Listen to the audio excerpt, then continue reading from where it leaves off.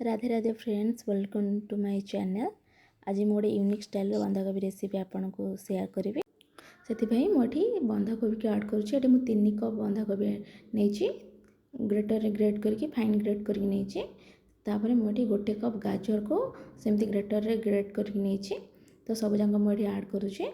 गोटे चामच लुण पकेबा भलसे मिक्स कर नहीं जावा कारण लुण आमर चारिआडे स्प्रेड हवा दरकार। लुण स्प्रेड हेले आमर पानी गुड़ा सब बाहरी जीव बंधाकोबी और गाजर। ये 5 ରୁ 10 मिनट रेस्ट देवा छाड़ी दूची घोड़े रखीदेवा। एबे 5 ରୁ 10 मिनट आमर हो सारी। देखंतु आमर बंधाकोबी केते सारा पानी बाहर कारण लुण पकेवा द्वारा तार सब पानी बाहरी जीव। तो एमती भलसे हाथ साहाय्य चिपुड़ नहीं जाए। आप जो चाहिए कपड़ा साइज भी चिपुड़ी पारे। मुझे एमती सब चिपुड़ी नहीं जाऊँगी। आमर बंधाकोबी तापर स्टीम करवा। जदि आम एमती पानी सब न बाहर करवा ताले बंधाकोबी आमर फिटिज। तापर मुझे 5 ରୁ 6 बड़ चामच cornflour, 3 चामच मैदा और आमर 1.5 बड़ चामच अदा रसुण पेस्ट, 3टी चॉप कंचा लंका, हाफ चामच ये गोलमरिच गुंड ऐड करके एमती भलसे आम हाथ में मिक्स कर नहीं जावा। एमती भलसे मिक्स कर सारापर मुझे छोट छोट बॉल बनी नेउची। एमती सबुतक आम एमती करके सब जाक बॉल बनी नहीं जावा। यहाँ आम स्टीम करवा। तो तापर मु गोटे प्लेट नहीं जाऊँगी से किसी तेल ऐड कर नहीं जावा। ग्रीस करवा गोटे तुली साहाय्य चारिआडे स्प्रेड कर नहीं जावा तेल को। तापर बॉल को केयरफुल भाव में टिके छाड़ी रखा कारण से आमर फुली स्टीम हो सारापर। तो एमती सबुतक बॉल को मु रखी सारी। तापर आम स्टीम करवा।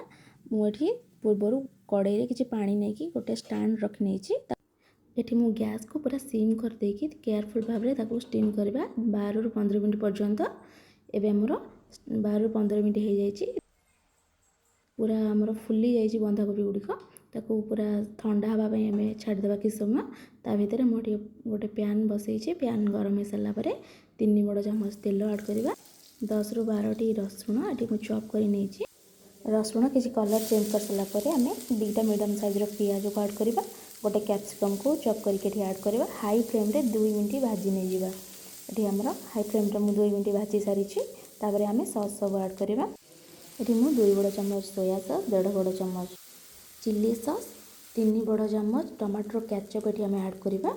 ये सब को मुझे ऐड कर दूची। तापर आम भलसे मिक्स कर नहीं जावा। ये मुझे 1-2 मिनट भलसे केचप को मिक्स कर नौची। तापर आम से 1.5 बड़ चामच cornflour रे हाफ कप पानी देकी भलसे मिक्स कर नहीं जावा। भलसे तार जमती लम्स न रहे तापर ऐड करवा। भलसे आम मिक्स करवा। कि समय गाढ़ा हो सारापर ग्रेवीटा से लुण ऐड करवा। आप टेस्ट हिसाब से लुण ये ऐड करेंगे।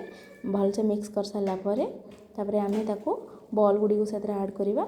बॉल गुड़ी ऐड कर सारापर किसी स्प्रिंग ओनियन आउ किसी धनिया पत्र को ऐड करवा।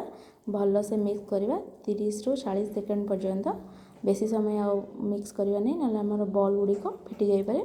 तो गैस फ्लेम को ऑफ करके आम सर्विंग प्लेट सर्व करवा किसी स्प्रिंग ओनियन ता ऊपर पकईकी। एबे आम रेडी होगला स्टीम बंधाकोबी मंचूरियन रेसिपी। आपको जदि मो रेसिपी भल लगुच लाइक शेयर कमेंट निश्चिंत करेंगे।